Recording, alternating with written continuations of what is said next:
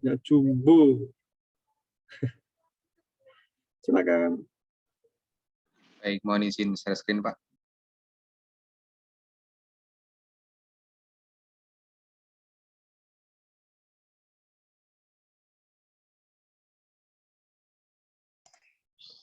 Baik, selamat siang Bapak Edi dan teman-teman sekalian. Selamat Di sini kami dari kelompok 1 akan mempresentasikan materi praktik auditing TM10, yakni modul 7 tentang pemeriksaan atas siklus perolehan dan pembayaran aset tetap. Kelompok kami di sini beranggotakan 8 orang, yaitu ada Adinda Nur, saya sendiri Desa Dita, lalu ada Fadil, Farid Ahmad, Nanda, Nevin, Pedro, dan Rahmat. Oke, langsung saja ke permintaan soal pada modul 7-nya.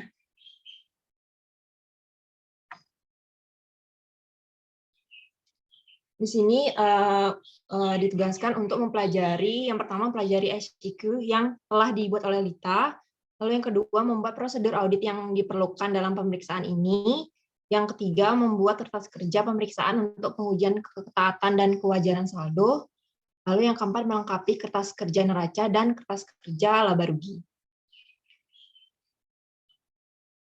Ini kami sudah membuat bagian untuk prosedur auditnya. Yang pertama, prosedur untuk schedule tentang siklus perolehan dan pembayaran aset tetapnya. Yang pertama, menyiapkan schedule utama sehubungan dengan audit aset tetap dilakukan pada schedule indeks J.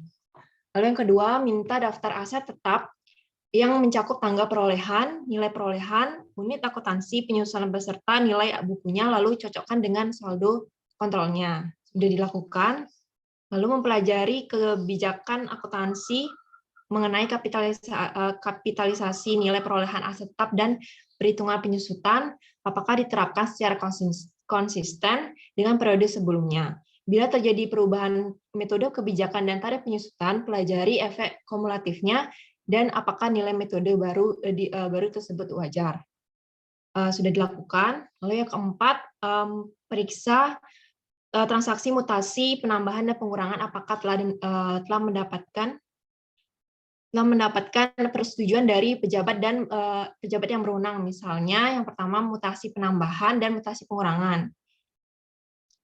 Untuk selanjutnya yang kelima, apabila ada construction in progress, telah biaya yang dibebankan.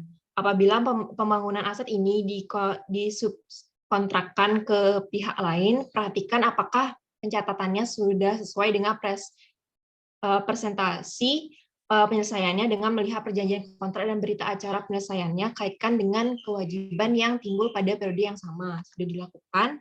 Lalu yang keenam, apabila ada aset tetap yang diperoleh melalui sewa guna usaha atau leasing, lakukan reformasi dan rekalkulasi terhadap perjanjian sewa tersebut.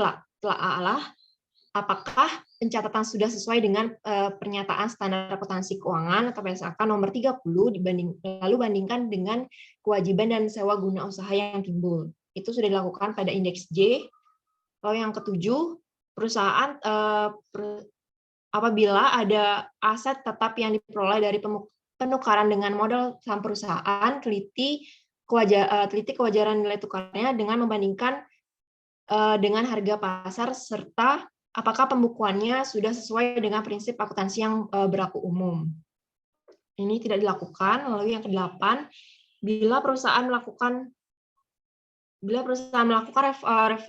revaluasi terhadap nilai aset tetap yang lalu harus minta daftar penilaiannya, teliti dasar penilaiannya apakah sesuai dengan peraturan ditetapkan, lalu mendapatkan keyakinan bahwa penilaian adalah cukup objektif, pelajari dasar penilaian prosedur, dasar perhitungan akumulasi penyusutan, dan perlakuan atas aset tetap yang usang, minta surat ketetapan dari kantor pelayanan pajak yang bersangkutan apabila jumlah yang diajukan berbeda dengan jumlah yang disetujui, lakukan perhitungan atas efek kumulatif dari tahun diajukannya sampai dengan tahun setujunya nilai tersebut. Lalu cek apakah jurnal penyesuaian sehubungan dengan penilaian kembali tersebut telah dicatat dengan tepat. Ini tidak dilakukan. Lanjut ke nomor 9, melakukan reasonableness test atas perhitungan penyusutan yang telah dilakukan perusahaan dengan melakukan secara pergolongan daripada aset tetap tersebut, lakukan rekonsiliasi antara penambahan akumulasi penyusutan dengan beban penyusutan. Apabila beban penyusutan dibebankan pada beban produksi dan persediaan, lakukan perhitungan atas kewajaran metode alokasinya dan bandingkan dengan tahun sebelumnya. Ini sudah dilakukan di indeks JJ. Lalu yang nomor 10, apabila beban penyusutan aset tetap yang dibebankan pada beban produksi di bawah kapasitas normal perusahaan, beban tersebut tidak boleh dibebankan sepenuhnya ke dalam beban produksi. Lakukan perhitungan atas kasus seperti ini. Lakukan nomor 11, lakukan inventarisasi aset tetap terutama terutama untuk penambahan selama 1 tahun berjalan. Observasi fisik ini sebaiknya dilakukan pada saat perusahaan dalam keadaan tersibuk, di mana hal tersebut dimaksudkan untuk memastikan bahwa tidak ada aset tetap perusahaan yang menganggur atau idle capacity. Perhatikan juga aset tetap yang rusak atau yang tidak digunakan lagi untuk dikeluarkan dari daftar dan penyusutan dihentikan. Ini dilakukan. Lalu yang ke-12, pertimbangkan apakah pengungkapan diperlukan untuk aset tetap yang dievaluasi tidak ada, lalu aset tetap yang dijadikan jaminan pinjaman kepada kreditor tidak ada, bunga yang dikapitalisasi sesuai dengan prinsip akuntansi yang berlaku dilakukan, aset tetap dalam sewa dilakukan, aset tetap yang masih dalam tahap penyelesaian dilakukan, aset tetap yang belum ada dan tidak digunakan dalam usaha tidak dilakukan, perubahan kebijakan akuntansi atas aset tetap dari tahun sebelumnya tidak dilakukan, aset tetap yang masih dalam tahap penyelesaian proses hukum dan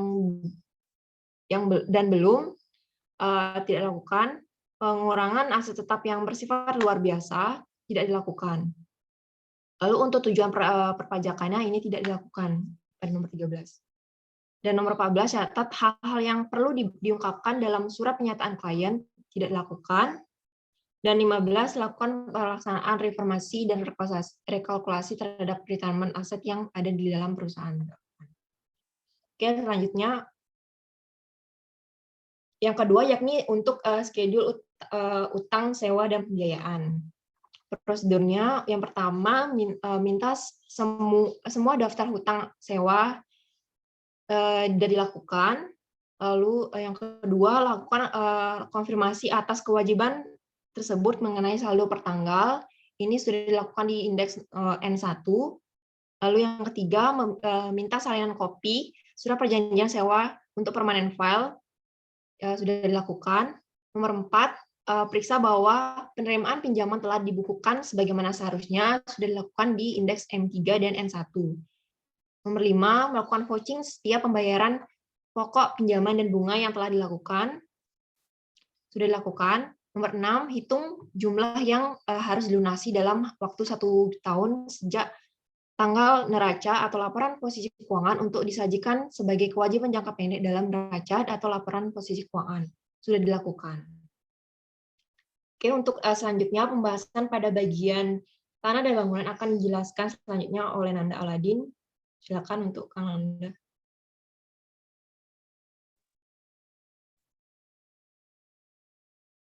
Oke, terima kasih Gak Dita. Oke, yang selanjutnya itu prosedur audit untuk pengujian kewajaran di tanah dan bangunan dan prasarana. Nah, pertama kita baca dulu soalnya. Dalam tahun berjalan, Anda meminta Saudari Olivia mempersiapkan daftar aset tetap dan penyusutan menurut perhitungan akuntansi. Nah, PT Sugus menggunakan metode garis lurus dan tanpa nilai sisa untuk penyusutan semua aset tetapnya. Masa manfaat bangunan dan prasarana adalah 20 tahun. Overhead, mesin dan peralatan 10 tahun. Kendaraan bermotor 5 tahun. Dan 5 tahun operasi untuk peralatan kantor.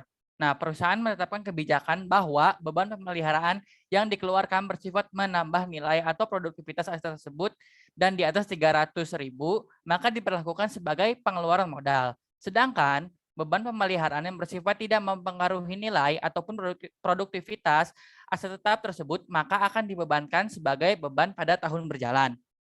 Nah, pemeriksaan fisik atas aset tetap yang diperoleh pada tahun 2018 dilakukan pada tanggal 18 Januari 2019 oleh Anda bersama dengan saudari Esther. Sewaktu melakukan pemeriksaan fisik tersebut, Anda memperhatikan keadaan sekeliling perusahaan. Pemeriksaan fisik dilakukan dengan membandingkan daftar aset tetap yang dibuat oleh saudari Olivia dengan fisik aset tetap tersebut, terutama untuk tambahan aset tetap tahun 2018. Nah, berikut adalah ikhtisar dari buku besar per 31 Desember 2018. Nah, yang pertama itu ada tanah, saldo awalnya 2 miliar, saldo akhirnya 2 miliar. Terusnya ada bangunan dan prasarana, saldo awalnya 1 miliar 350 juta. Terus ada reklasifikasi bangunan dalam pelaksanaan, construction in progress, 1 miliar 500 juta. Terusnya pembayaran pajak bumi bangunan PBB tahun 2018 itu nilai 100 juta. Dengan saldo akhirnya itu 2 miliar 950 juta. Nah, selanjutnya ada akumulasi penyusutan bangunan dan prasarana. Saldo awalnya 135 juta, terus penyusutan tahun 2018 itu ada 140 juta 500 ribu, dan saldo akhirnya 282 juta 500 ribu. Terus ada kendaraan bermotor, saldo awalnya 550 juta 279 ribu. Terus ada debit 2 unit mobil Colt Mitsubishi senilai 160 juta, terusnya 3 unit truk Mitsubishi senilai 240 juta 692 ribu, dan saldo akhir 950 juta 908 ribu. Terusnya ada akumulasi penyusutan kendaraan bermotor, saldo awalnya 220 juta 111.600, terus penyusutan tahun 2018-nya senilai 300 juta 237.400, dan saldo akhirnya 520 juta 349 ribu. Terus ada peralatan kantor, saldo awalnya 83 juta 391 ribu, terusnya ada debit 10 unit komputer Pentium plus printer dan program senilai 96 juta 600 ribu. Terus ada 1 unit berangkas Cubes senilai 9 juta 890 ribu. Terusnya dikredit dengan 2 unit komputer Wireless senilai 1 juta, dan saldo akhirnya dari peralatan kantor adalah 128 juta 881 ribu. Selanjutnya ada akumulasi penyusutan peralatan kantor.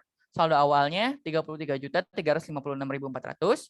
Terusnya ada penyusutan tahun 2018 senilai 54 juta 454.400, sehingga ada saldo akhir sejumlah 80 juta 810.800.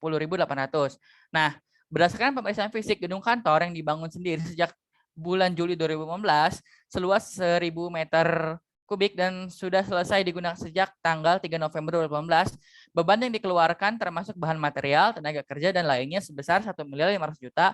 Sampai dengan akhir tahun 2018, perusahaan belum melakukan pembayaran PPN atas bangunan yang dibangun sendiri. Oke.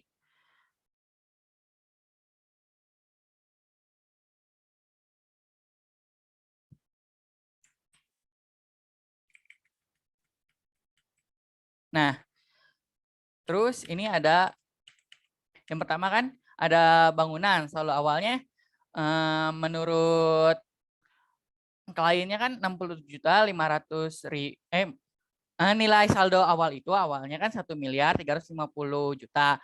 Nah, penyusutan seharusnya itu 60 juta 500 diambil dari ini kan tadi diketahui di soalnya kalau bangunan itu 20 tahun, jadi dibagi 20 tahun, terus dikali periode penyusutannya 12 bulan, itu maksudnya kan kalau si bangunan itu adanya dari awal, jadi full selama 1 tahun. Makanya 12 per 12 gitu. Nah, penyusutan seharusnya itu 60 juta 500 ribu, dan menurut klien itu 60 juta 500 ribu.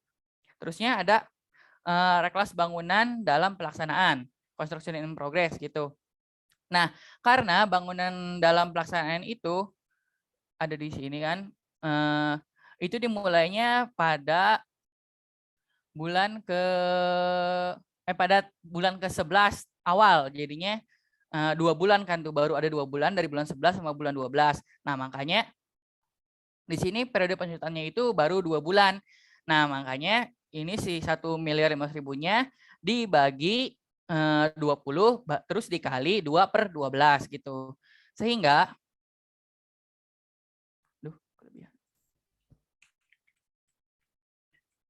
Sehingga penyusulan seharusnya itu 12.500.000. Nah, menurut klien itu 75 juta. Nah, terusnya ada pembayaran PBB. Nah, pembayaran PBB itu bukan menambah aset, cuman kalau si kliennya itu nyata sebagai menambah aset. Nah, makanya penyusulan seharusnya itu nggak ada ya. Nah, menurut kliennya itu 5 juta gitu. Terusnya ada PPN KMS, konstruksi membangun sendiri gitu. Kegiatan membangun sendiri. Nah, ini tuh kan yang terkait yang 1.500.000.000 tadi. Itu tuh ada informasinya tadi yang terakhir yang di bawah itu. Nah, itu nilainya 10% dikali 20% dikali nilai 1.500.000.000 tersebut. Nah, ketemu nilainya berupa 30 juta. Nah, terusnya penyusutan seharusnya itu 250.000. Sedangkan menurut klien itu nggak dicatat gitu. Nah, sehingga hasil nilai si bangunan dan tanah bangunan prasarana itu 2.980.000.000. Bangunan dan prasarananya segitu. Terus penyusutan seharusnya 80 juta terus 50.000, tapi menurut klien itu 147.500.000. Nah, dari perbedaan menurut klien dan yang seharusnya itu terdapat jurnal koreksi, saran jurnal koreksi. Nah, ini kan yang awal jurnal menurut klien itu kan kalau yang bangunan saldo awal mah udah sesuai ya. Nah, makanya itu nggak usah gitu. Terusnya ada reklas bangunan dalam pelaksanaan. Maksudnya ini nggak usah dikoreksi gitu karena udah benar. Terusnya ada reklas bangunan dalam pelaksanaan. Jurnal menurut kliennya itu bangunan dan prasarana pada kas gitu atau bank. Nah, senilai 100 juta. Tapi seharusnya itu ini yang PBB ya maksudnya ya. Seharusnya itu beban pajak pada Bank Lopa bukan dimasukin ke bangunan prasarana, sehingga jurnal koreksinya adalah beban pajak bangunan dan prasarana pada bangunan prasarana senilai 100 juta. Selanjutnya itu kita nyatat penyusutan. Penyusutannya kan seharusnya si jurnal klien itu 140 juta. Kita lihat dari sini. Nah, itu tuh kelebihan gitu. Makanya harusnya itu cuma 80 juta 250.000. Nah, makanya kita balik jurnalnya terus di nilainya itu sesuai selisihnya, yaitu 60 juta 250.000. Nah, ini tuh udah penyusutan semuanya ya gitu. Bukan cuma satu akun aja. Terusnya yang ketiga itu ada PPN KMS. Nah, PPN KMS itu tidak bisa dikategorikan sebagai PPN masukan. Jadinya maksudnya nggak harus dikapitalisasi ke bangunan baru gitu. Nah, si kliennya kan nggak nyatet tuh. Nah, makanya jurnal seharusnya itu bangunan dan prasarana pada utang PPN KMS nilai 30 juta dari sini. Terusnya jurnal koreksinya karena tadinya klien belum nyatet, maka jurnal koreksinya itu sama kayak jurnal seharusnya bangunan dan prasarana pada utang PPN KMS 30 juta. Nah, tadi kan tarif PPN KMS 10% dikali DPP. Itu tuh menurut PMK nomor 163 PMK 3 2012 tentang batasan tata cara pengenaan pajak penambahan nilai atas kegiatan membangun sendiri. Nah, DPP-nya itu kan 20% dikali biaya pembangunan di luar tanah. Nah, itu nilainya 1.500.000.000, makanya 20% dikali 1.500.000.000 baru dikali 10%. Nah, sebenarnya ini ada aturan yang terbaru PMK 61 PMK 03 2022, cuma karena ini yang tahun 2018 makanya ngikut yang PMK tahun 2012 ini. Oke, selanjutnya akan dilanjutkan oleh rekan saya.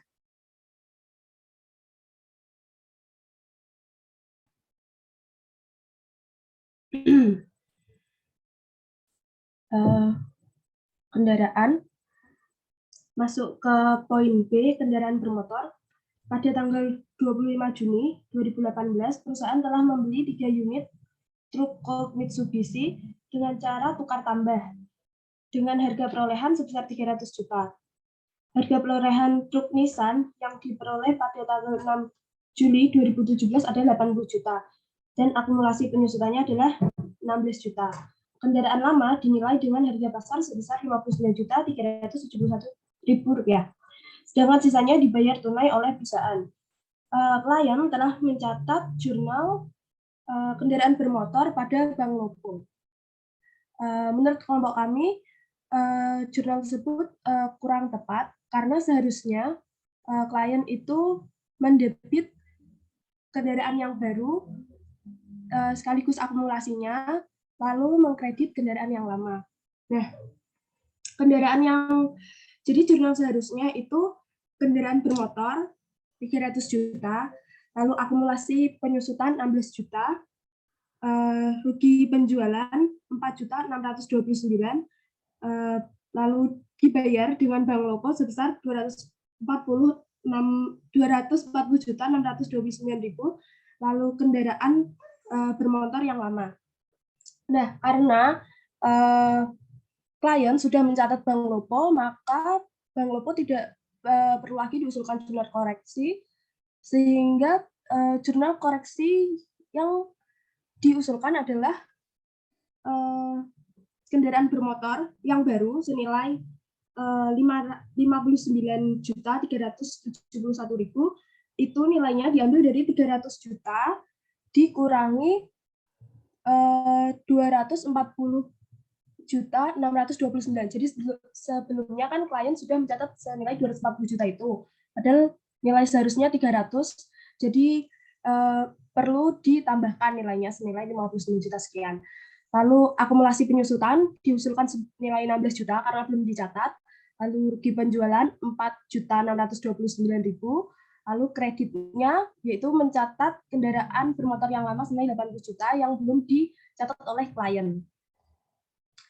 Oke, terus selanjutnya masih di poin kendaraan bermotor.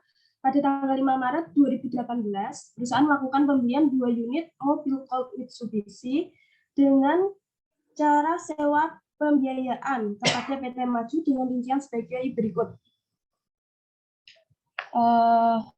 Harga perolehan 132 juta sekian, uang mukanya 36 juta sekian, sehingga pokok pinjamannya menjadi 96 juta. Bunganya adalah 20.981.000 rupiah. Lalu jumlah pinjamannya totalnya adalah 123.981.000. Masa pembiayaannya adalah 24 bulan dengan angsuran 5.165.875 per bulan. Klien pembayaran sewa pembiayaan yaitu di akhir bulan, terhitung pada bulan Mei 2018, dan pada akhir masa sewa pembiayaan mempunyai hak opsi. Perusahaan telah mencatat transaksi yaitu kendaraan bermotor pada bank lopo dan utang sewa sebesar 160 juta pada 36.019.000 rupiah dan 123.981.000 rupiah. Kalau menurut kelompok kami itu jurnalnya kurang tepat karena kalau sewa ini kan masuk finance list ya, itu seharusnya kan kalau di akuntansi AKM ya, itu tuh biasanya kan right of use asset pada list liability nyatetnya. Nah, tapi karena di sini disediakan akunnya adalah aset tetap sewa pembiayaan, maka diusulkan jurnal koreksinya adalah aset tetap sewa pembiayaan, yaitu sebesar pokok pinjaman ditambah DP atau harga perolehan. Lalu bank lopo senilai 36.019.000 itu DP-nya ya sebesar DP, dan utangnya itu senilai pokok pinjamannya. Sehingga jurnal koreksi yang diperlukan itu adalah merek kelas itu kendaraan bermotornya. Jadi kendaraan bermotor yang tadi dicatat klien debit itu dijadikan kredit 160 juta. Lalu utang sewanya kan sebelumnya sudah dicatat 123 juta 981.000.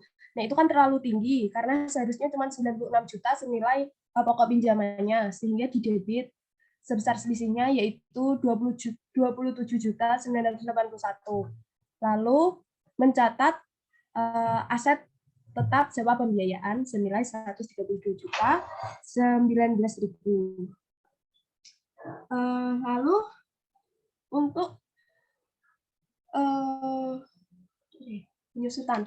Untuk penyusutan kendaraan bermotor, untuk perhitungannya itu boleh ke atas.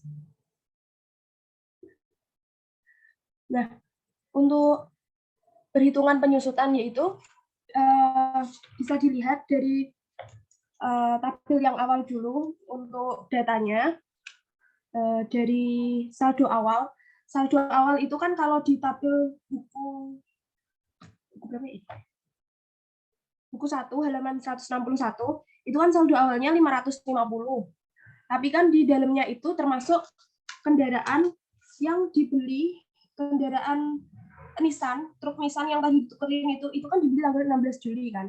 16 Juli 2017. Jadi saldo 31 Desember 2017 saldo awal itu sudah termasuk yang truk yang mau ditukar tadi. Jadi truk yang ditukar tadi itu harus dikeluarkan dulu. Nah, sehingga nilainya 550.279 itu dikurangi 80 juta dulu. Jadi dapat 470. Terus penyusutan kendaraan bermotor tadi di soal disebutkan masa manfaatnya 5 tahun, jadi tinggal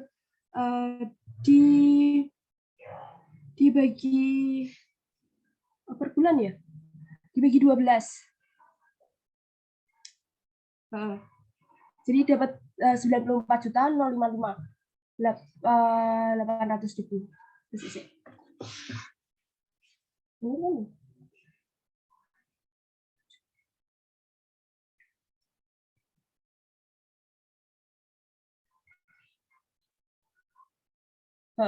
Itu dibagi 5 karena kan masa manfaatnya 5 tahun dan itu kan full untuk 1 tahun maksudnya. Ya benar. Terus nomor 2 itu ada aset 2 mobil Colt Mitsubishi itu kan nggak dihitung karena tidak masuk kendaraan bermotor karena tadi di reklas ke aset tetap sewa pembiayaan. Jadi nggak dimasukin. Terus yang 3 truk Mitsubishi itu dari hasil pembelian ya. Senilai 300 juta. Pembeliannya tadi tanggal berapa tadi? 25 ya. Tanggal 25 Juni 2018. Jadi itunya 6 bulan. Terus yang terakhir itu adalah unit yang dijual. Tadi yang dari 550 itu dikurang 80 itu unit yang dijual truk Nissan-nya itu senilai 80 juta karena dia kan belinya 6 apa tadi? Kayak setengah bulan tadi. 6. Nah, itu jadi cuma 6 bulan sehingga ngitungnya untuk yang 300 juta tinggal 300 juta dibagi 5 karena masa manfaatnya 5 tahun, lalu dikali 6/12 karena hanya 6 bulan. Lalu yang truk Nissan-nya itu 80 juta dibagi masa manfaatnya 5 tahun, lalu dikali 6/12 sehingga nilai penyusutannya yaitu hanya sekitar 132.055.800. Nah, menurut klien itu nyatetnya 300.237.400 itu tuh dari ini, dari tabel yang itu. Nah, jadi klien itu membebankan biaya penyusutan itu terlalu tinggi sehingga diperlukan jurnal koreksi, yaitu tinggal dibalik aja senilai selisihnya, yaitu tinggal dikurangi 300 juta sekian dikurangi 132 juta sekian, sehingga usulan jurnal koreksinya adalah akumulasi penyusutan kendaraan bermotor pada beban penyusutan senilai 198.181.600. Sudah. Selanjutnya akan dilanjutkan oleh teman saya. Terima kasih. Selanjutnya terkait dengan peralatan kantor. Kita baca soalnya terlebih dahulu. Yang pertama, pada tanggal 31 Desember 2017, saldo awal peralatan kantor adalah sebesar 83.391 83.391. Kemudian pada tanggal 12 bulan 1 2018, 10 unit komputer dan printer dibeli sebesar 96.600.000. Kemudian tanggal 7 Juli dibeli 1 unit brankas sebesar 9.890.000. Kemudian pada tanggal 23 bulan 12 tahun 2018 dijual 1 unit komputer. Di sini asumsinya ini salah ya, ini kan 2 unit, yang seharusnya itu 1 unit, pada keterangan soal berikutnya ada soalnya. Kemudian saldo akhirnya sebesar 188.801.000. Akumulasi penyusutan peralatan kantor, saldo awalnya adalah sebesar 33.356.400. Kemudian penyusutan tahun 2018 oleh klien sebesar 54.454.400 rupiah. Saldo akhir sebesar 87.810.800 rupiah. Kemudian peralatan kantor pada tanggal 12 Januari 2018 pembelian impor 10 unit komputer Pentium dan printer dari Korea dengan rincian sebagai berikut. Harga perolehan yaitu $39.000, ongkos angkutnya $1.000, harga pabeannya $40.000, dalam rupiah adalah 92 juta. Kemudian biaya masuk 5% sebesar 4.600.000, nilai impornya 96.600 juta. 96.600.000, PPN-nya 10%, 966.000. PPN barang mewahnya sebesar 4.830.000. PPh pasal 22 sebesar 2.415.000. Beban lainnya adalah 5.060.000. Jumlahnya adalah 118.565.000. Dicatat oleh perusahaan sebagai berikut, yaitu debit 96.600.000 dari PPN masukan adalah 9.660.000, pajak dibayar di muka sebesar 2.415.000, beban lainnya 9.890.000. Di kredit adalah Bank Lopo sebesar 118.565.000. Pada tanggal 23 Desember dijual 1 unit komputer dengan harga jual 3.500.000 yang diperoleh tanggal 11 Mei 2016 dengan harga 3 juta yang dibukukan sebagai berikut: debit Bank Lopo 3.500.000, peralatan kantor 1 juta, laba atas penjualan aset tetap 2.500.000. Kemudian ada catatan. Harga perolehan yaitu adalah harga aset. Biaya untuk memperoleh sampai aset digunakan adalah biaya pemasangan, biaya pengiriman, dan biaya lain-lain. Pajak hubungan perolehan aset tetapi tidak bisa dikreditkan. Masa manfaat peralatan kantor ada 5 tahun. Ke atas, Fadil. Rincian dari peralatan kantor yang pertama ada saldo awal tanpa unit dijual. Periode penyusutannya adalah 12 bulan, nilainya adalah 80.391. Ini sebenarnya 83, tapi karena tanpa unit dijual sehingga dikurangi 3 juta sehingga diperoleh sekian, 80 juta sekian. Kemudian penyusutannya adalah itu tolong digeser Fadil yang ya.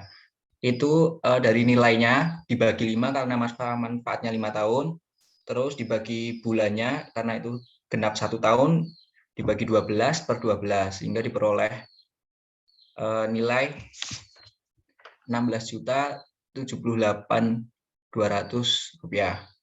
Kemudian komputer itu ada 12, nilainya ini diperoleh dari peralatan kantor ditambah dengan beban lainnya sehingga diperoleh 106.490.000. Penyusutannya adalah nilainya dibagi dengan 5 dibagi dengan 12/12 atau genap 1 tahun. Diperoleh penyusutan sebesar 21.298.000.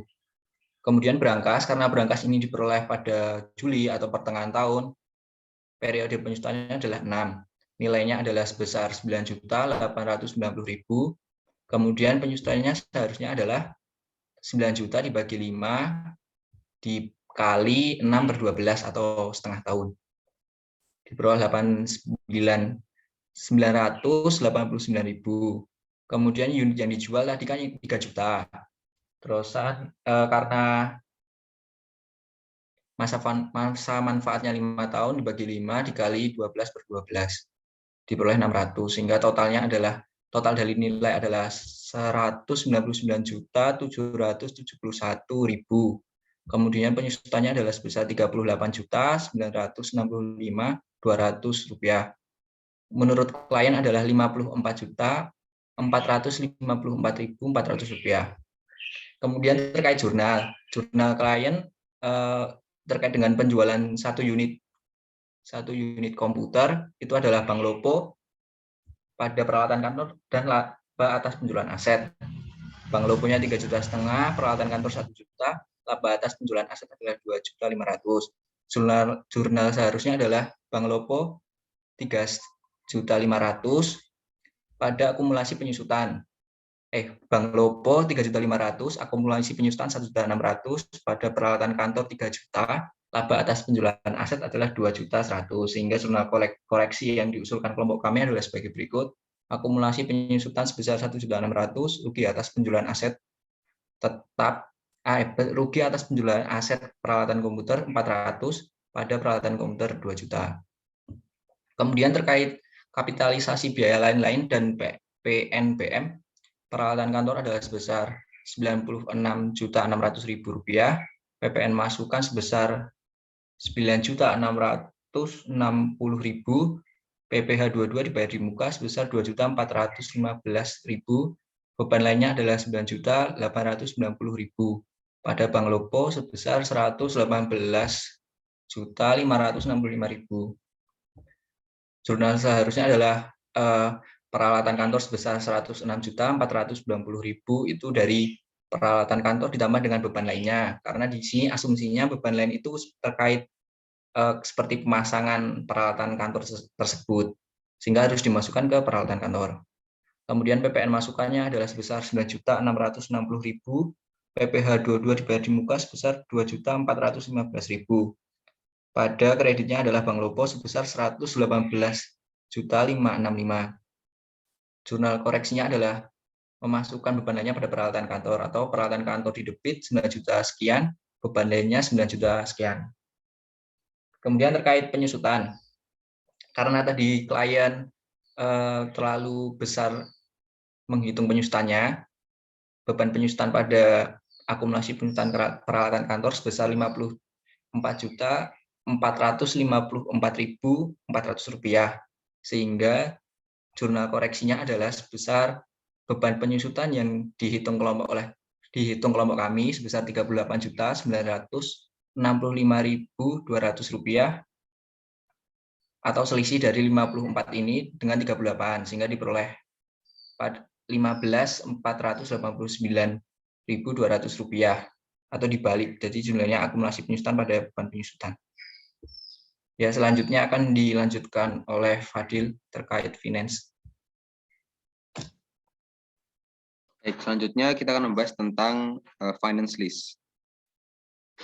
Kita baca soalnya dulu. Di sini ada utang sewa pembiayaan jangka pendek yang saldo awalnya 20.480.000. Kemudian ada pelunasan angsuran yang di PT Maju 41.327.000. Ada tambahan dari pembelian 2 unit Code Mitsubishi, tadi sempat dibahas oleh Adinda di sheet kendaraan sebesar 123.981.000, sehingga saldo akhir 103.134.000. Di sini ada keterangan berdasarkan hasil pemeriksaan atas perjanjian kontrak sewa pembiayaan dengan PT Ciptaning. Jadi ada 2 ya di sini, ada PT Maju dan juga PT Ciptaning. Terdapat sisa manfaat 8 bulan dari PT Ciptaning dengan angsuran tiap bulannya 3 juta, terdiri dari angsuran pokok 2 juta sekian dan bunga 440.000 yang dibayarkan setiap akhir bulan. Sedangkan dari PT Maju itu masih tersisa 16 bulan yang angsurannya tiap akhir bulan sebesar 5 juta sekian, telah dilakukan konfirmasi yang dikirimkan tanggal 14 Januari tahun 2019 dan disetujui pada tanggal 1 bulan Februari. Nah, di sini bisa kita lihat dulu.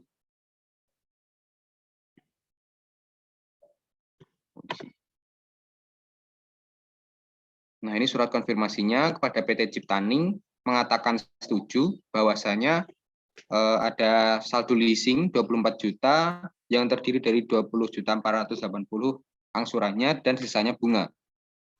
Untuk PT Maju juga sudah setuju, nilainya 88 juta sekian, terdiri dari 64 juta angsurannya dan sisanya adalah bunga. Nah, di sini untuk sewa itu yang dicatat seharusnya adalah pokok angsurannya saja. Jadi bunga itu tidak termasuk ke nilai dari finance lease itu sendiri.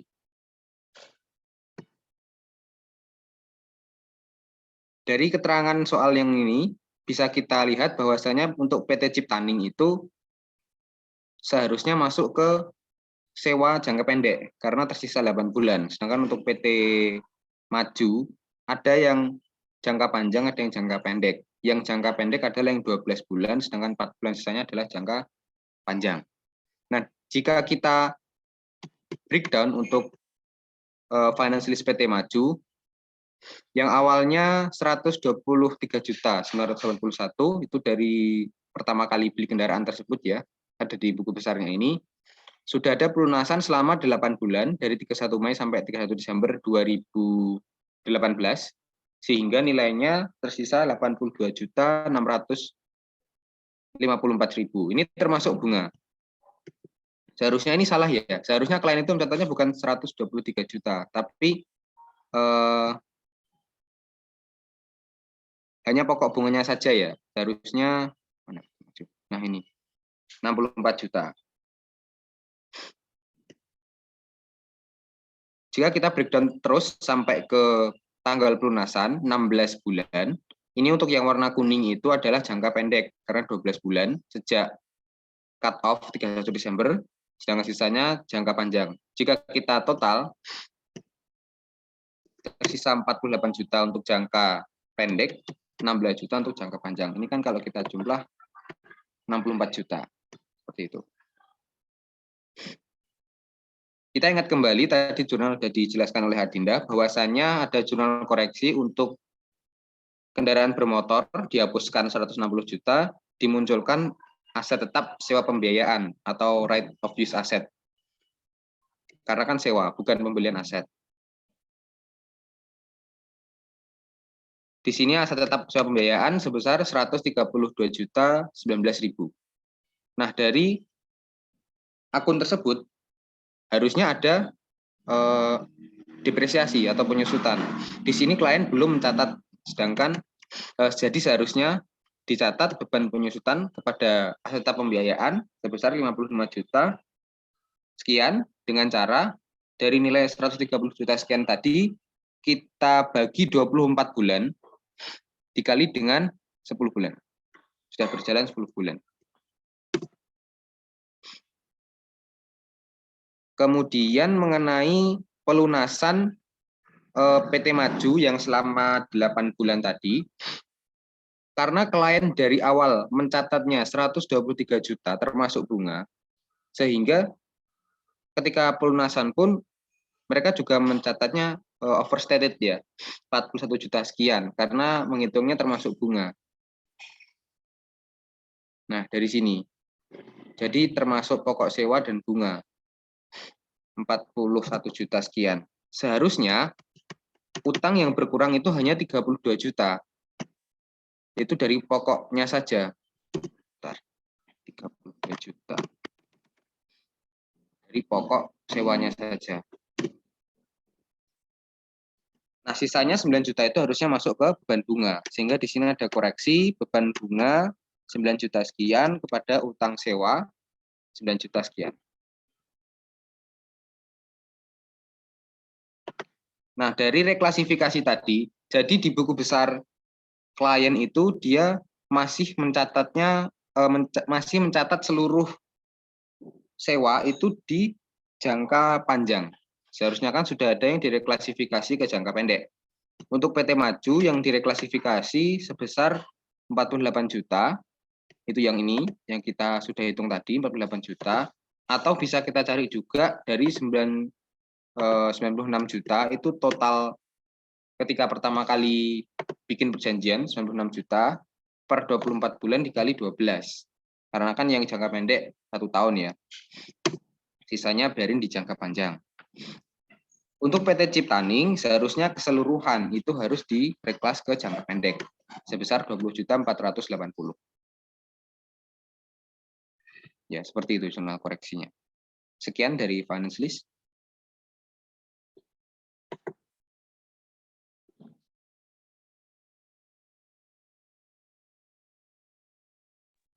Baik, saya akan menjelaskan untuk N1-nya, yaitu schedule utang sewa jangka pendek. Jadi di sini untuk schedule utang sewa jangka pendeknya itu beberapa harus direklas ke jangka pendek dari jangka panjang. Yang pertama itu ada PT Ciptaning yang awalnya itu 20.480.000. Terus direklas, jurnal reklasnya ada yang ada di nomor 1 ini, yaitu yang tadi sudah dibacakan juga dan sudah dijelaskan, yaitu 20.480.000 di debit. Terus total dari audit per 31 Desembernya jadi 0. Terus untuk PT Maju itu yang awalnya itu 82.654.000. Terus di reklas itu ada di jurnal koreksinya itu di nomor 3. Itu penjumlahan dari 27.981 itu di utang sewa pembiayaan jangka pendek, terus di yang 4-nya di 27 tadi ditambah dengan 48 juta. Makanya hasilnya 75.981.000. Terus untuk kreditnya itu didapat dari yang nomor jurnal koleksi nomor 2, 9, yaitu utang sewa pembiayaan jangka pendek itu 9.327.000. Terus untuk audit per 31 Desembernya itu menjadi 16 juta dan totalnya jadi 16 juta. Untuk kesimpulannya di bawah. Menurut kami penyajian utang sewa jangka panjang disajikan secara wajar sesuai dengan standar akuntansi yang berlaku. Terus untuk M3. Baik, untuk M3 ini sendiri berasal dari schedule utang jangka pendek yang tadi sudah direklas di N1. Yang pertama itu ada PT Ciptaning yang pertama belum direklas oleh klien, yang tadi direklas menjadi 20.480.000. Terus untuk PT Maju direklas menjadi 48 juta dan totalnya per audit 31 Desember itu sebesar 68.480. Untuk catatan pemeriksaan sendiri, satu hasil reklasifikasi dari PT Ciptaning di mana sisa angsuran 8 bulan termasuk dalam utang sewa pembiayaan jangka pendek. Yang kedua, hasil reklasifikasi PT Maju di mana seharusnya 12 juta diklasifikasikan dalam utang sewa pembiayaan jangka pendek dan 4 bulan jangka panjang. Kesimpulannya terdapat kesalahan dalam penyajian utang sewa jangka pendek sehingga perlu direklas. Baik, terima kasih. Dilanjutkan oleh teman saya. Baik teman-teman, jadi kita masuk ke schedule aset tetapnya. Nah, di sini pada keterangan tanah, kita lihat pada tabel harga perolehan, di tahun 2017 itu ada tanah senilai 2 miliar, kemudian di tahun 2018 sebesar 2 miliar juga, sama karena tidak ada penambahan ataupun pengurangan. Untuk akumulasi penyusutannya di tahun 2017 dan 2018 tidak ada, karena tanah itu nggak ada penyusutannya teman-teman ya. Kemudian untuk dinilai bukunya di tahun 2017 dan 2018 nilainya sama sebesar 2 miliar. Nah, untuk bangunan dan prasarana pada tabel harga perolehan di tahun 2017 sebesar 1.350.000.000. Kemudian ada penambahan sebesar 1.600.000.000, sehingga pada 2018 itu ada nilai sebesar 2.950.000.000. Nah, untuk akumulasi penyusutannya di tahun 2017 sebesar 135 juta, ditambah 147.500.000, dan di tahun 2018 ada nilai sebesar 282.500.000. Untuk nilai bukunya di tahun 2017 sebesar 1.215.000.000. Di tahun 2018 2.667.500.000. Kita beralih ke akun mesin dan peralatan. Pada harga perolehan di tahun 2017 senilai 427 juta. Kemudian ada penambahan 400 juta, sehingga di tahun 2018 ada nilai sebesar 820 juta. Di tahun 2017 pada akumulasi penyusutannya ada nilai sebesar 84 juta, ditambah 62 juta, sehingga di tahun 2018 ada nilai sebesar 146 juta. Nah, untuk nilai bukunya di tahun 2017 senilai 336 juta, di tahun 2018 senilai 674 juta. Pada kendaraan bermotor di tabel harga perolehan di tahun 2017 ada angka senilai 550 juta sekian, ditambah 400 juta sekian, sehingga di tahun 2018 ada nilai sebesar 950 juta sekian. Kemudian diakumulasi penyusutannya di tahun 2017 ada nilai sebesar 220 juta sekian, ditambah 300 juta sekian, sehingga di tahun 2018 akumulasi penyusutannya sebesar 520 juta sekian. Pada nilai bukunya di tahun 2017 sebesar 330 juta sekian, di tahun 2018 sebesar 430 juta sekian. Untuk peralatan kantor pada tahun 2017 harga perolehannya sebesar 83 juta sekian, ditambah 106 juta sekian, dikurangi 1 juta, sehingga di tahun 2018 senilai 188 juta sekian. Untuk akumulasi penyusutannya di tahun 2017 sebesar 33 juta sekian, ditambah 54 juta sekian, sehingga di tahun 2018 ada nilai sebesar 87 juta sekian. Untuk nilai bukunya di tahun 2017 50 juta sekian, dan di tahun 2018 sebesar 101 juta sekian. Nah, untuk kesimpulannya, menurut kami penyajian aset tetap yang disajikan secara wajar sesuai dengan standar akuntansi yang berlaku. Lanjut. Nah, di sini kita perhatikan di tabel per klien 31 Desember 2018 pada harga perolehan di akun tanah sebesar 2 miliar, bangunan dan prasarana sebesar 2 miliar 950 juta, mesin dan peralatan sebesar 820 juta, kendaraan bermotor sebesar 950 juta sekian, peralatan kantor sebesar 188 juta sekian, sehingga di total pada harga perolehan itu sebesar 6 miliar 909 juta sekian. Untuk akumulasi penyusutannya pada bangunan dan prasarana sebesar 282 juta sekian, pada mesin dan peralatan sebesar 146 juta, kendaraan bermotor sebesar 520 juta sekian, peralatan kantor sebesar 87 juta sekian, sehingga kita totalkan pada akumulasi penyusutan sebesar 1 miliar 36 juta sekian. Pada nilai buku di akun tanah sebesar 2 miliar, kemudian pada akun bangunan dan prasarana sebesar 2 miliar 600 juta sekian, pada mesin dan peralatan sebesar 674 juta sekian, pada kendaraan bermotor sebesar 430 juta sekian, pada peralatan kantor sebesar 101 juta sekian, sehingga kita totalkan pada nilai buku sebesar 5 miliar 873 juta sekian. Nah, untuk tabel parenya pada kolom debit terdapat nilai sebesar 30 juta di akun bangunan dan prasarana, kemudian di kredit terdapat 100 juta, kemudian pada akun kendaraan bermotor di debit terdapat nilai sebesar 59 juta sekian, di kolom kredit terdapat nilai sebesar 240 juta sekian. Untuk peralatan kantor di debit sebesar 9.890.000, di kreditnya terdapat nilai 2 juta. Kemudian pada aset tetap sewa pembiayaan di kolom debit terdapat nilai 132 juta sekian. Di akun di kolom kredit terdapat nilai 55 juta sekian. Nah, sehingga kita totalkan pada kolom debitnya itu ada nilai sebesar 231 juta sekian. di kolom kreditnya sebesar 397 juta sekian.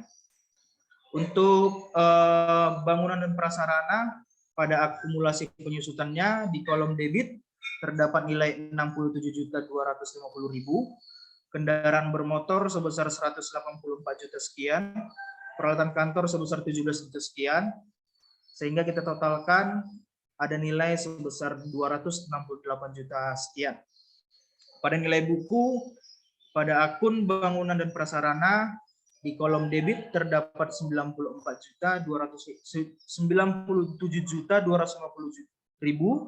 kemudian di kolom kredit sebesar 100 juta, di akun kendaraan bermotor, di kolom debit terdapat nilai 243 juta sekian, dan di kredit 240 juta. Di akun peralatan kantor, di kolom debit terdapat 26 juta sekian, dan di kolom kredit terdapat nilai 2 juta. Pada aset tetap sewa pembiayaan, di kolom debit terdapat nilai 132 juta sekian, dan di kolom kreditnya sebesar 55 juta sekian. Sehingga pada total nilai buku di kolom debit ada nilai sebesar 499 juta sekian, dan di kolom kredit sebesar 397 juta sekian. Nah, untuk tabel per audit 31 Desember 2018, bisa dilihat Mas ke atas. Nah, kita bisa lihat setelah ada penambahan dan pengurangan pada akun tanah itu per audit 31 Desember 2018 ada nilai sebesar 2 miliar, bangunan dan prasarana sebesar 2,8 miliar, mesin dan peralatan sebesar 820 juta, kendaraan bermotor sebesar 770 juta sekian, sewa peralatan kantor sebesar 196 juta sekian, aset tetap sewa pembiayaan sebesar 77 juta sekian, sehingga kita totalkan pada harga perolehan per audit 31 Desember 2018 itu sebesar 6.744 juta sekian. Akumulasi penyusutannya pada bangunan dan prasarana sebesar 215 juta sekian, pada mesin dan peralatan sebesar 146 juta sekian, kendaraan bermotor sebesar 336 juta sekian, peralatan kantor sebesar 70 juta sekian. Sehingga kita totalkan terdapat nilai sebesar 768 juta sekian. Pada nilai buku di akun tanah sebesar 2 miliar, di akun bangunan dan prasarana sebesar 2.664 juta sekian, mesin dan peralatan sebesar 674 juta sekian, kendaraan bermotor sebesar 434 juta sekian, peralatan kantor sebesar 126 juta sekian, dan aset tetap sewa pembiayaan sebesar 77 juta sekian. Sehingga kita totalkan pada nilai bukunya terdapat nilai sebesar 5.975 juta sekian. Nah, kesimpulannya menurut kami, aset tetap yang disajikan masih memerlukan koreksi dan reklasifikasi sebagaimana yang tercantum di lampiran usulan jurnal koreksi yang sebelumnya. Terima kasih, sekian dari saya. Akan dilanjutkan oleh teman saya, Nevin.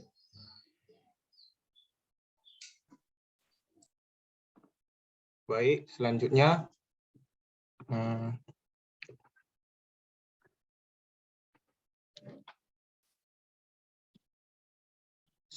kita akan melengkapi schedule A2.1 neraca yang bagian aset tetap.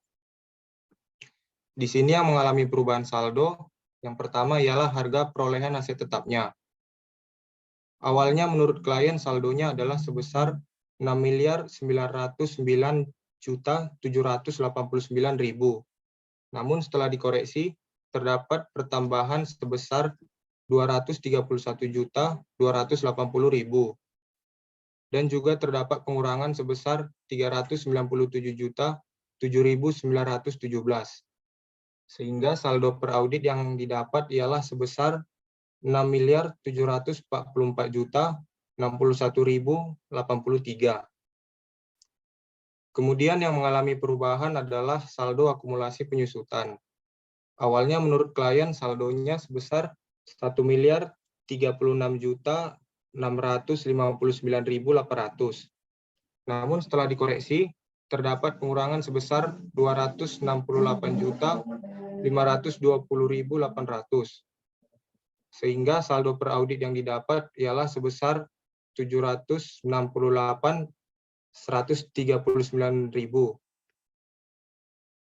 Selanjutnya yang mengalami perubahan adalah saldo nilai buku.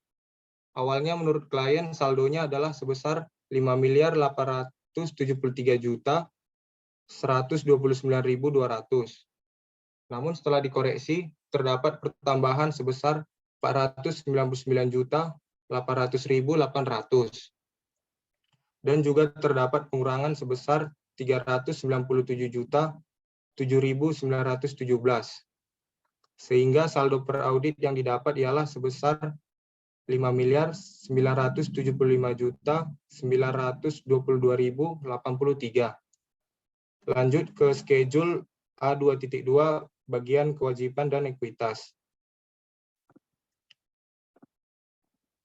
Pada bagian kewajiban terdapat perubahan pada utang pajak yang awalnya menurut klien sebesar 652.137.645.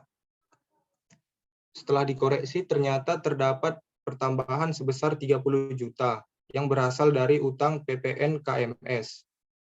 Sehingga saldo per auditnya menjadi 682.137.645. Selanjutnya pada utang sewa pembiayaan jangka pendek, yang awalnya itu menurut klien tidak ada, setelah dikoreksi pada schedule M3 terdapat pertambahan sebesar 68.480.000. Sehingga saldo per auditnya menjadi 68.480.000. Selanjutnya pada utang sewa pembiayaan jangka panjang, yang awalnya menurut klien sebesar 103.134.000, setelah dikoreksi terdapat pertambahan sebesar 9.327.000 dan juga pengurangan sebesar 96.461.000, sehingga saldo per auditnya adalah 16 juta. Kemudian kita lanjut ke schedule A3.1 kertas kerja laba rugi.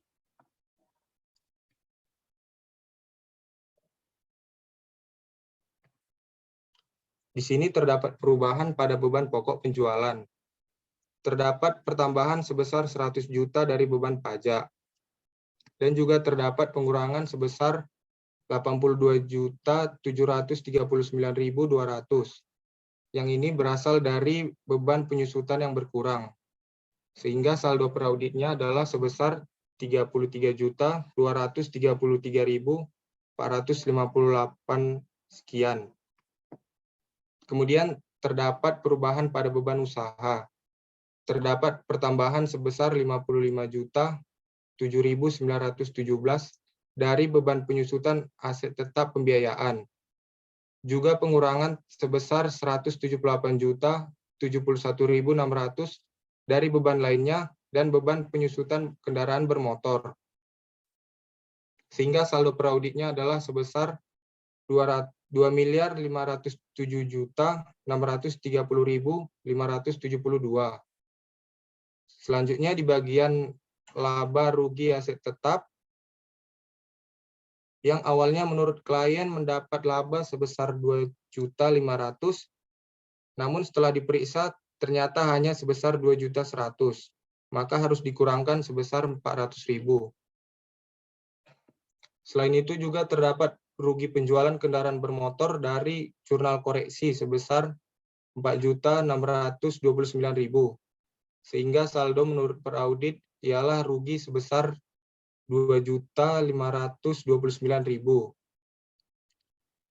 Kemudian pada bagian beban bunga terdapat pertambahan sebesar 9.327.000, sehingga saldo per auditnya menjadi 2.110.934.415. Lanjut ke schedule A3.2. Berdasarkan schedule A3.1 yang tadi, ada perubahan pada saldo laba tahun berjalan. Saldo laba tahun berjalan menurut klien adalah 3.455.152.644. Namun setelah dikoreksi terdapat pertambahan sebesar 260.810.800 dan juga pengurangan sebesar 249.855 249.855.380, sehingga saldo per audit laba untuk tahun berjalan adalah 3.466.108.065. Saldo akhir tahun menurut per audit adalah sebesar 6.685.880.399. Mungkin sekian presentasi dari kelompok kami. Saya kembalikan ke Mbak Dita.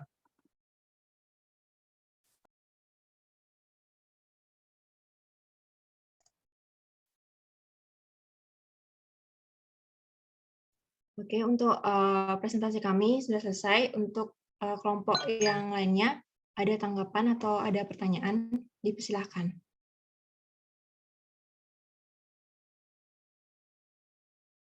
Silakan. Bertanya. Ya, sudah ada Mas Aryo.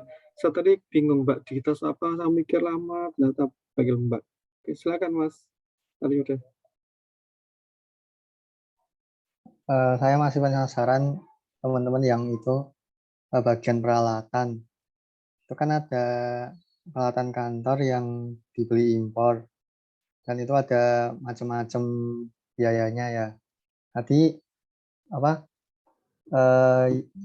yang PPNBM itu sama yang beban lainnya itu tadi kenapa dikapitalisasi ya? Soalnya di soal ini saya baca nggak ada kayak keterangan dikapitalisasinya itu yang mana saja gitu.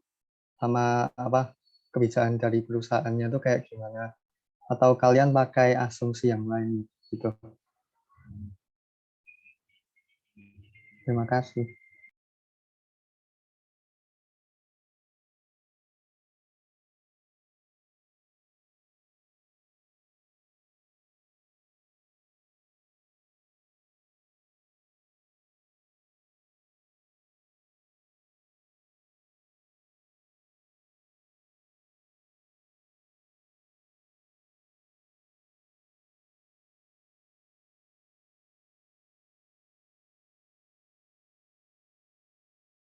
Baik, terima kasih Aryuda. Untuk kelompok lainnya, apa ada lagi pertanyaan dan tanggapan?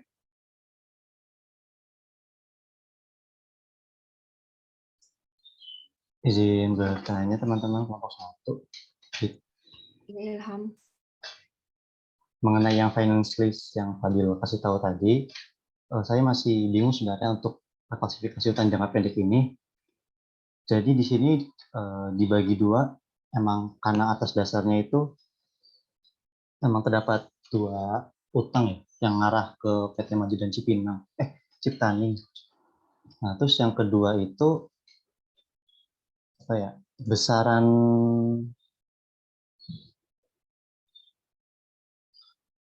kenapa PT Maju itu dia masih dalam proses apa ya,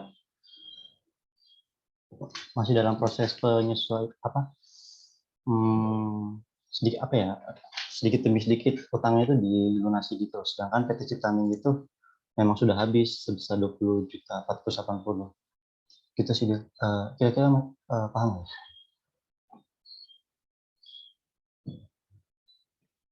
Oke, Oke. kayaknya aku bisa paham sih. Oke, terima kasih kelompok 1.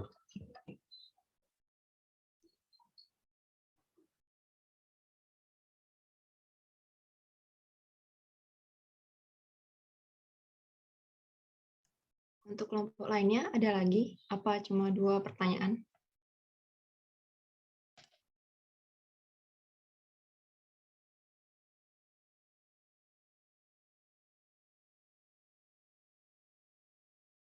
Ini ditantangin sama Kak Dita nih, apa cuma 2? Itu saja kemampuan kalian gitu. Wah, ngeri kali Kak Dita ini. konfirmasi boleh teman-teman, nggak harus bertanya, atau yang nggak sepakat bisa terkait dengan apapun, monggo disampaikan.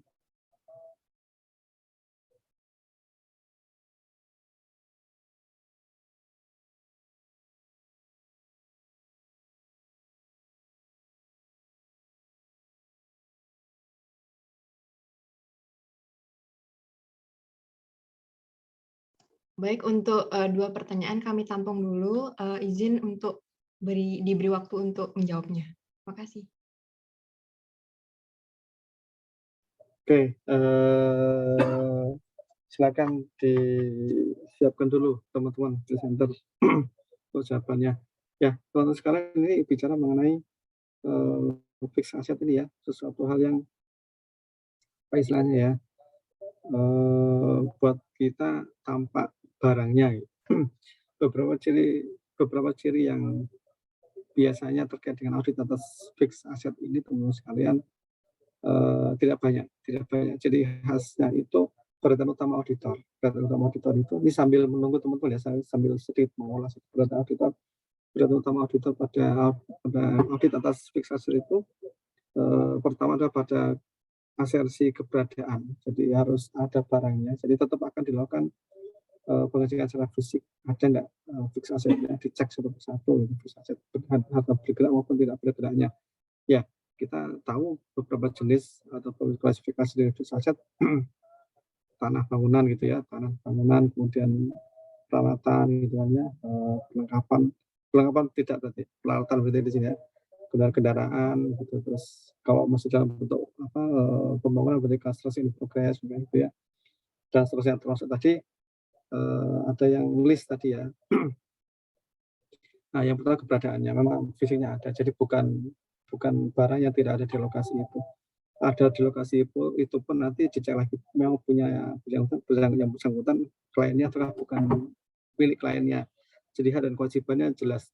Ini hak klien itu bukan sampai orang nitip gitu, perusahaan parkir mengaku punya banyak kendaraan, kadang-kadang yang parkir banyak, padahal itu bukan punya dia, gitu. Hak dan kewajiban atas aset itu pun akan dicek auditor. Yang kedua, yang pertama tentang aset keberadaan, yang kedua tentang aksesi hak dan kewajibannya. Kalau memang itu ngutang gitu, tadi kewajiban apa saja ya harus dinilai nanti. Jadi penilaiannya benar saja. Yang ketiga adalah tentang penilaian atas aset tersebut, kemudian seberapa, misalnya nilainya berapa, nilai buku berapa ya, kemudian penyusutan dan seterusnya tadi itu. Kalau ada amputasi berapa, dihitung semuanya. Ini tiga hal besar yang biasa menjadi fokus utama auditor dalam audit atas fixed asset. Asersi keberadaan, asersi dan kewajiban, yang ketiga adalah asersi atas penilaian dan alokasinya. Nah, teman-teman sekalian, fixed asset ini kita tahu bahwa barangnya tampak kelihatan gitu ya, pasti akan dicatat, nggak mungkin dicatatkan nilainya besar. Jadi nilai perolehannya terutama, nilai perolehan pasti dianggap material. Kalau kecil sih nggak akan jadi fixed asset, dan mungkin jadi revenue expenditure saja, tapi ini karena fixed asset. Dan nilainya perolehan biasanya material. Yang kedua adalah kondisi umumnya adalah akuisisinya, transaksi akuisisinya itu tidak akan sering banget sesering sediaan ya, sesering inventory. Sedikit kejadiannya, tapi ya ada tapinya, tapi nilainya material. Dalam tahun berjalan mungkin tidak banyak, tapi nilainya material. Nah, karena nilai material itu tadi teman-teman sudah membuatkan juga catatannya, kemudian daftar fix asetnya, terus dihitung berapa penyusutan tahun ini, dan seterusnya itu. Jadi si perusahaan biasanya, dan yang selama ini saya tahu sih mereka pasti menyelenggarakan sebuah daftar aset gitu, dan itu akan dilemparkan dalam melakukan pengembangan. Asetnya dimiliki, dipelihara secara dengan baik, kapan diperoleh, kapan berapa penyusutannya, akumulasi penyusutan berjalan, akumulasinya berapa kan gitu. Kemudian jika ada expenditure yang capital expenditure gitu akan ditambahkan dalam nilai itu sebagai memenuhi persyaratan gitu. Jadi pasti ada catatan itu dan akan dipelihara bertahun-tahun, bahkan aset yang nilai booknya sudah nol tapi masih bermanfaat, masih berguna, masih dipakai itu masih masuk dalam daftar meskipun nilai bukunya sudah dinolkan, tapi itu nggak mau hilang tuh, barang itu tidak akan dihilangkan. Oh, bulan nol dicoret enggak, tetap ada, tapi nilai bukunya sudah dicoret. Itu beberapa kondisi aset tetap. Oke, sudah muncul dan membuka mic-nya, silakan teman-teman.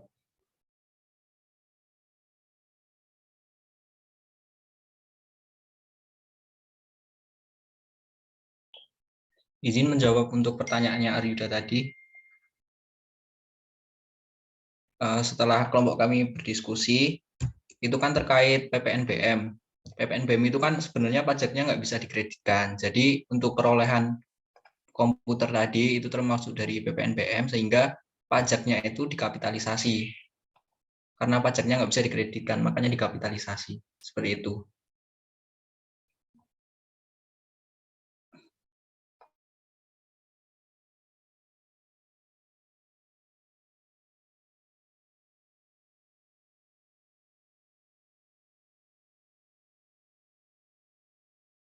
Mas Aryuda, dikonfirmasi Mas atas jawaban dari Mas Farid. Ya, baik. Terima kasih atas jawabannya, Farid. Mas Farid, izin sekalian ngomong tentang kapitalisasi.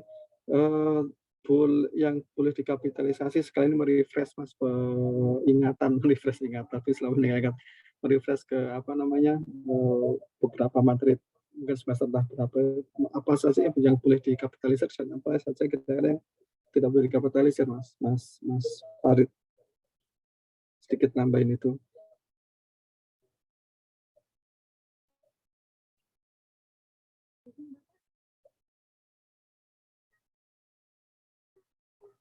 Maaf Pak, boleh diulang? Wah, kurang gede suara saya. Tadi bicara tentang kapitalisir tadi ya. Nah, kira-kira bisa nggak ditambahkan lagi penjelasan terkait apa saja yang boleh dan tidak boleh untuk dikapitalisir terhadap perolehan aset ini, atau ya perolehan aset lah ya, gitu. Lebih mudah kita. Oh iya. Sekaligus ini merefresh mungkin pelajaran entah semester berapa gitu.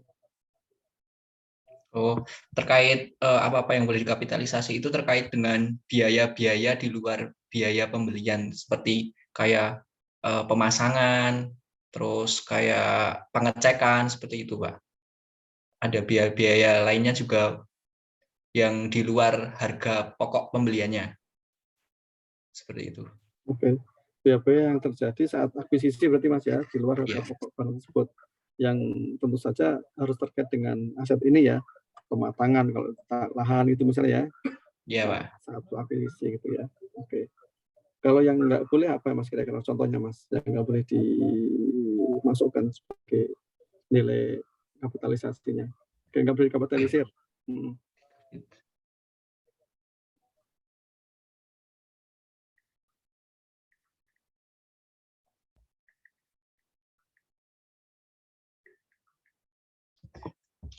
Aduh.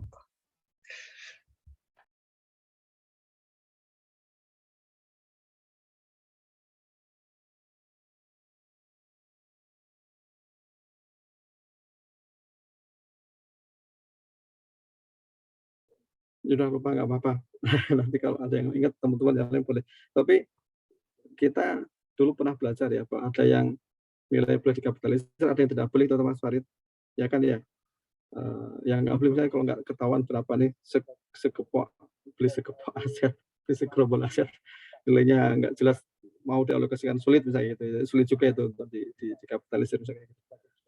Ya, pokoknya teman-teman ingat kembali ke sana, mana yang boleh dan mana tidak boleh. Nanti detail-detail mana mau dicek masing-masing aja lah, gitu, biar nggak kedapetin salah satu dari kita. Oke, terima kasih. Mau pertanyaan kedua ke Dita. Izin menjawab pertanyaan Ilham. Jadi untuk utang sewa tadi dibagi menjadi dua, PT Maju dan PT Ciptaning. Untuk PT Maju, coba saya share screen.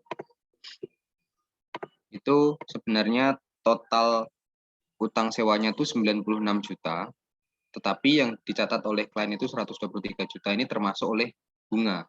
Jadi si klien catatnya bunga sewa ini sebagai nilai utang, padahal seharusnya enggak.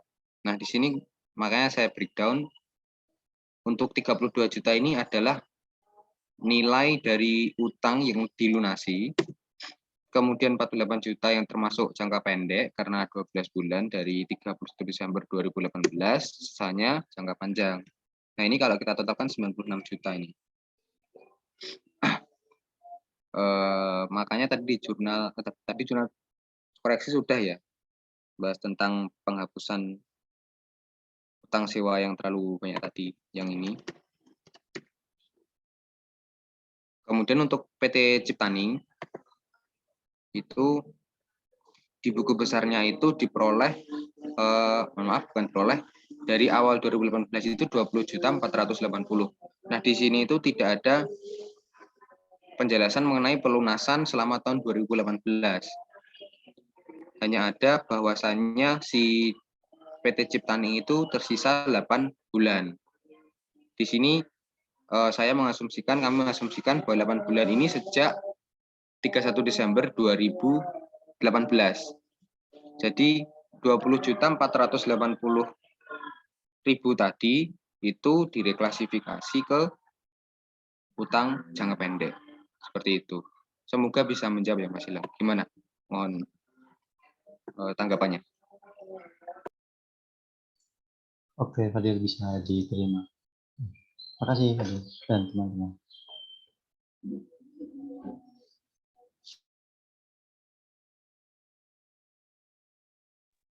Karakter utang gitu teman-teman ya, memang kalau ada utang jangka panjang maka disajikan terpisah di laporan keuangan penyajiannya, mana yang jangka pendek dari mana utang yang jatuh dalam jangka pendek jangka panjang, mana memang masih jangka panjang gitu. Jadi yang jatuh dalam 1 tahun itu biasanya disajikan tersendiri. Jadi bagian utang jangka panjang yang akan jatuh itu dalam setahun atau dalam jangka pendek.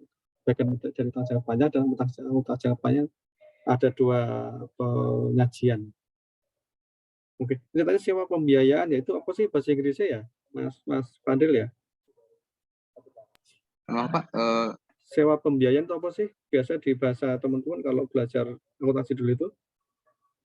Kalau di finance list, right of use asset Pak, tetap pembiayaan. Finance list ya, oke. Ya, ada finance list, ada apa setelah itu? Operating list Pak. Operating list ya, oke. Sip nih, makasih.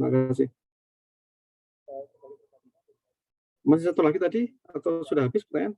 Oke. Cuma ada 2 Pak pertanyaannya. Oh, 2 saja ya? Oke. Masih ada atau sudah tiada? Atau antara ada dan tiada? Izin bertanya, Pak. Ada satu lagi tuh yang kecil suaranya, siapa tadi? Saya, Pak. Jeremy, Pak. Oh, gimana Bang? Silakan. Minta izin ke kita dulu, boleh apa enggak? Kalau enggak boleh jangan maksa ya. Ya, boleh nggak nanya? Ya Jeremy boleh. Itu tadi yang di schedule JJ, bisa di share screen nggak?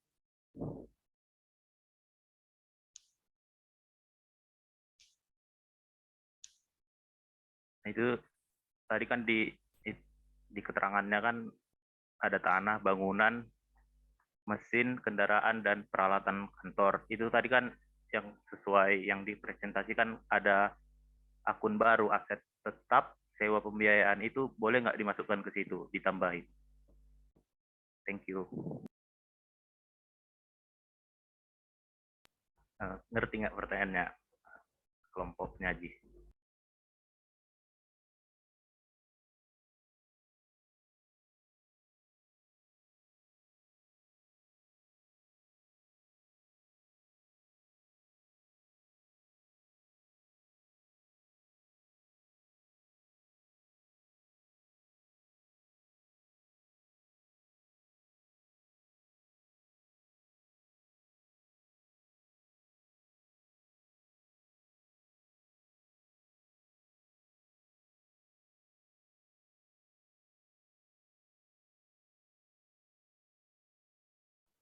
Bisa ditangkap teman-teman presenter?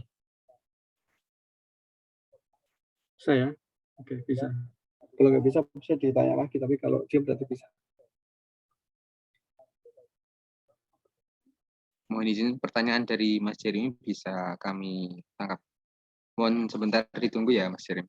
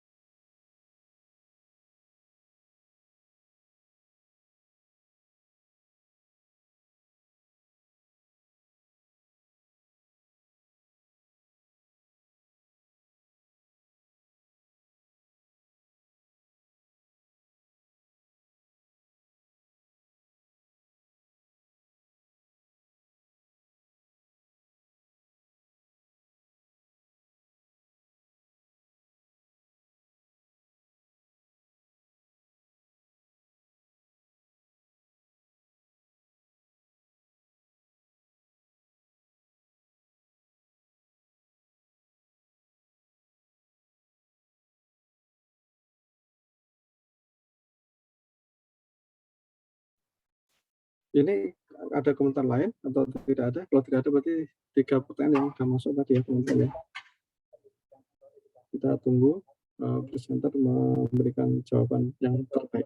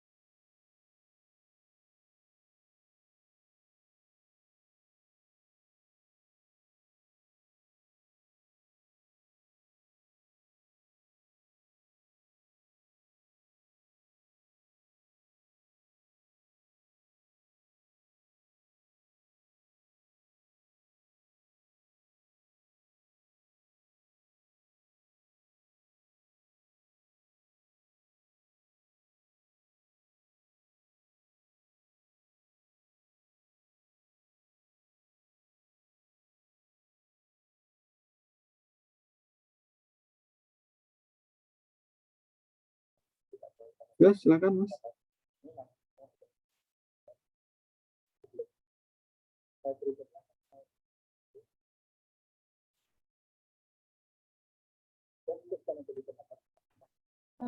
Izin mencoba menjawab ya Pak. Monggo Pak. Kalau berdasarkan diskusi kelompok kami itu yang di schedule apa tadi? Schedule JC itu kelompok kami itu ngerjainnya itu berdasarkan itu Pak. Yang pertambahan sama pengurangannya itu berdasarkan informasi soal yang ada di tabel-tabel itu Pak. Jadi berdasarkan mutasi saldonya. Nah, untuk yang tadi aset tetap sewa pembiayaan itu kan munculnya karena ada temuan, ada penyesuaian. Nah, untuk temuan dan penyesuaian itu pertambahan dan pengurangannya itu kelompok kami itu menghitungnya, memasukkannya itu di schedule yang J, Pak. Jadi untuk jurnal-jurnal penyesuaian aset termasuk aset tetap sewa pembiayaan tadi itu dimasukkan ke schedule yang J, Pak, seperti itu. Terima kasih. Mungkin ada tambahan. Disajikan di schedule yang terpisah ya, Mbak Dinda ya.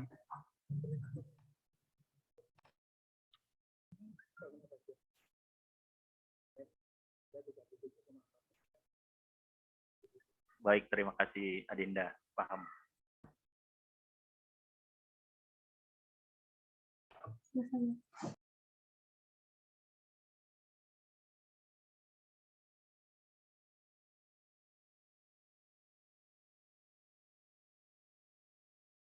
Kalau terhadap Bang Jeremy, terhadap apa namanya, penyajian di dua schedule yang terpisah seperti ini, kalau J itu kan head schedule-nya, heading top schedule-nya kan ya Mbak Dinda ya, berarti sebenarnya kan ya schedule utama ya, maksudnya gitu ya, di J itu ya, semua masuk di situ sebenarnya ya harga perolehannya. Jadi kalau bisa fiksatnya harga perolehan ada tadi kalau saya seperti itu, depresiasinya muncul juga, terus nilainya berapa dimunculkan semua di sana. Dan boleh dibuka lagi yang schedule J tadi, tolong Mas siapa tadi yang mau buka? Iya, jadi dari harga perolehan kemudian akumulasi konsultan sampai nilai pokok tercantum di sana.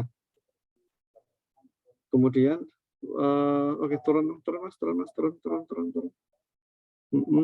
Kesimpulan menurut kami aset terus yang disajikan mengkoreksi reklasifikasi terus ke bawah lagi. Oke, siap. Terima kasih. Ya, sambil menunggu jika ada nanti masukan lagi teman-teman. Schedule yang dibuat teman seperti ini sepertinya sehingga saya sudah pernah menyampaikan bahwa kesimpulan kita buat setelah kita melakukan adjustment pare, kita masukkan pare sehingga yang kita komen, yang kita simpulkan itu nanti di ujung auditnya itu, sehingga biasanya itu ini berdasarkan pengalaman saya seperti itu sih, selalu seperti itu. Kita akan menyampaikan, auditor menyampaikan di kesimpulan hasil audit itu telah disajikan secara wajar dan sesuai dengan regulasi yang berlaku umum di Indonesia. Jadi kita nggak akan menyebut maksimal koreksi atau reklasifikasi kan seperti itu. Namun kita tetap munculkan nanti di sini kalau kita bicara ini kan karena teman bawa di Excel terus terpisah-pisah asetnya gitu. Tapi nanti kalau mau kertas kerja yang akan dicantumkan dalam sebuah pemeriksaan dalam suatu itu nanti bersambung terus tuh daftar koreksi usulan jurnal koreksi dalam garis miring reklasifikasi gitu ya terhadap apa aset nanti cantuman di bawah situ tuh.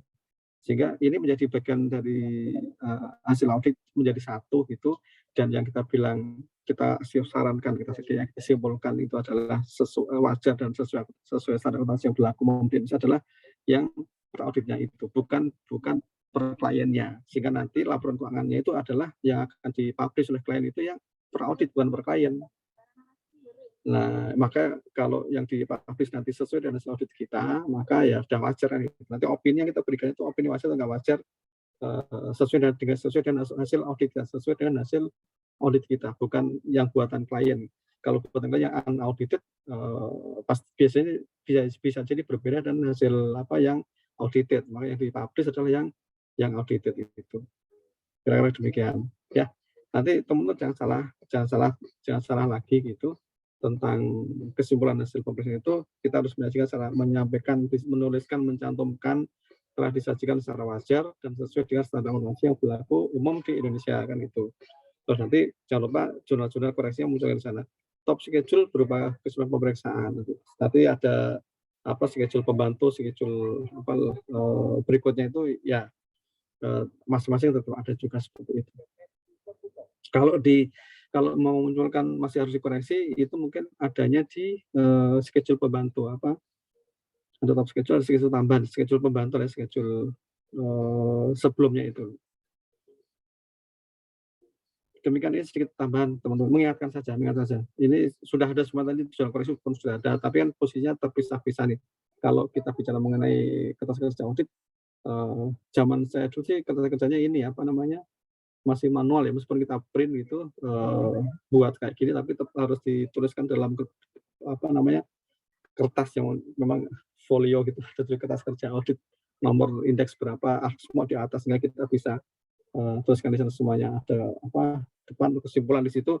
Nanti di halaman berikutnya baru jurnal-jurnalnya, jurnal adjustment kita yang kita usulkan, terus belakangnya apa lagi, semua bisa tebal sekali dan menghabiskan banyak tinta. Pulpennya cepat habis, capek. Tapi kan ini terbagian ya, auditor berbagi tugas di situ.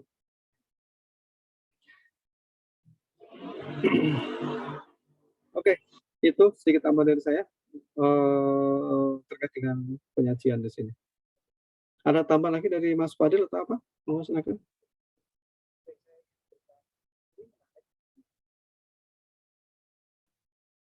Mungkin cukup, Pak. Oke. Oke, kita mau dilanjutkan atau mau diakhiri saja?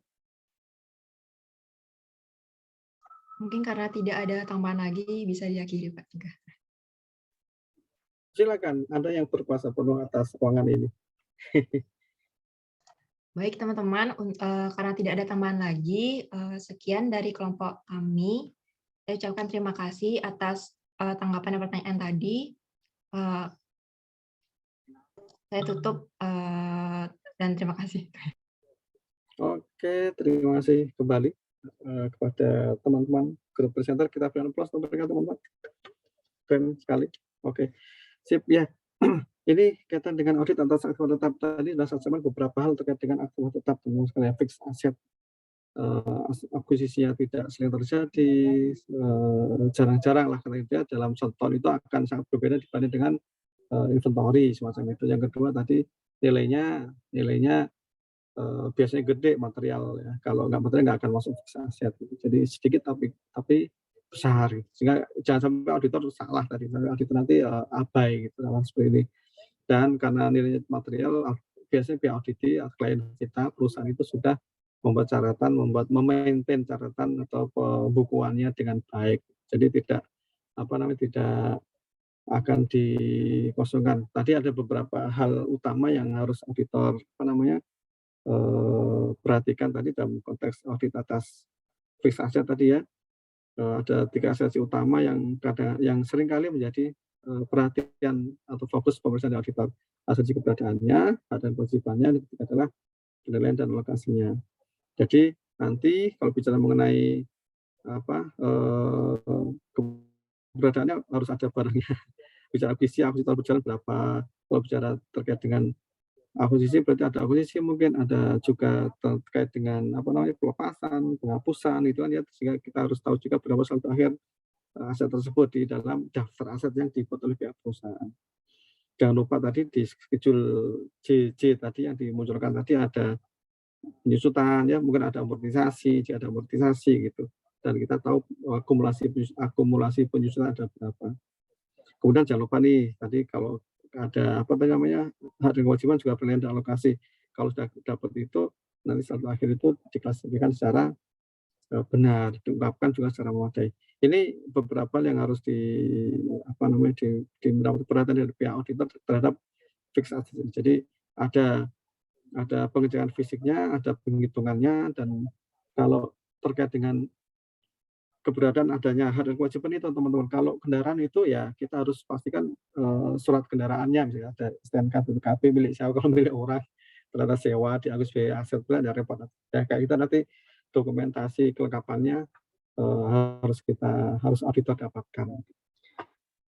Baik, kalau tidak ada lagi yang perlu kita bicarakan, masih sisa waktu dikit untuk teman-teman mendalami, merenungi, mengendapkan pemahaman kita pada kesempatan hari ini. Masih ada, kalau nggak ada, segera kita akhiri teman-teman. Cukup? Cukup ya, oke. Ini Mbak Adina sudah diajak terbang dengan kondisi 10G gravitasinya, jadi bisa lewat dari itu lolos ini. Baik teman-teman sekalian, terima kasih atas semangatnya. Sekali lagi terima kasih teman-teman grup presenter dan juga yang lainnya.